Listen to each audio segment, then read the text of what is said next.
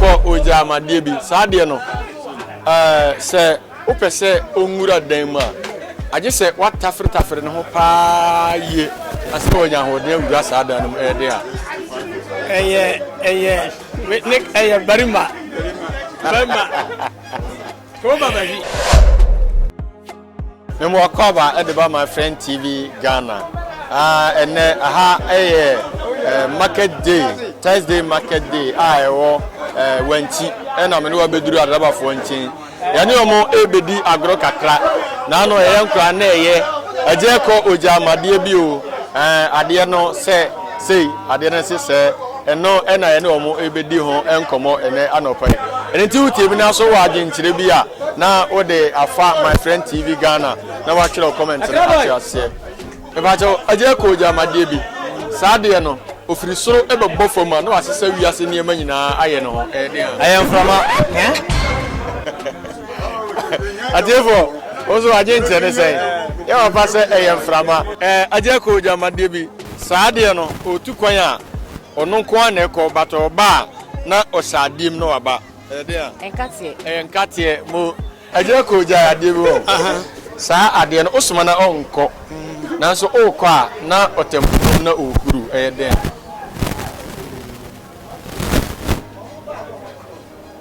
Tachrema. You saw it? Hey, what a surprise. Wow. Okay. I'm far away. Aje ko oja me dan bi. Dan no ayaresa wom, ahonidie wo ho bibia wo ho. Nanso se uru asa dan no ma wo ye oba obi mo gise wabodam. De en. Adwaye. Mo ye ba se ye dware. Eba jo aje ko oja de bi. Sa akwa no ya akwa papa osuma na obekọ nanso okọ a omma bio. Bo. Odem Ahaba. Yeah. Hurry up. Bo mo tane ho fagan bacho TV. Bo osuma bo okọ ma bio. Aje ko oja amade bi saa de no se opese onwura dan ma agye se watafre ne ho pa ye ase onya ho de awura saa dan no de a eye barima ko baba ji me bacho o se barima atiefo mo fa mo comment ento ase agye ko no oja amade bi saa de no se obawura dan no mu agye se watafre ne ho ye pa ansere wanya ho den atima awura saa dan no mu. What you say? Yes. Hey, blewo. Hey. Waja. Okay. Waja sad no panie eni ahoma.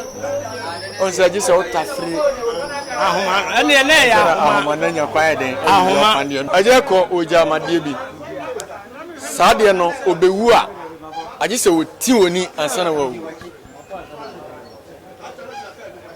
ade no bewu a aje se woti woni oti ne maame wo aje se woti no ansana wawu matches no bato papa aje ko jama devi saade no bato aje ko jama devi saade no otu kwan na on shata ade but obra ofre kwantume bana na o shata ade otu kwan on shata ade pa no bato tiefo o fa mo comment to aje ko ojama devi sa papa otu kwan na on shata ade but oba no na o shata ade se pa no ukoto a efufu nti otu wi a ye brown agi yo ba se e pa no onso ye hwe ade foforo aje ko ojama ade bi sa ade no ofiri soro ebobo fam pe na wasesa wiase niam nyina afa eye abe a wanu afiri soro ba na abefa haban no abonebo Really? aje fo aje ko ojama ade bi sa ade no wo kurukuruwa kwan na ba bia nanso sukom do na akopɛ nsuo anoma obenya bi wo ho sukom do na akopɛ nsuo anoma obenya bi wo ho eye kube First time was so nice, I had to do it twice. Be mo okay yeah to so aje ko ojama de bi papa sa de no ojame police fo bebre nanso omo aboso na omo bono me kire omo bet ni na e ba akopɛ police fo bebre omo belt ye ba akopɛ praye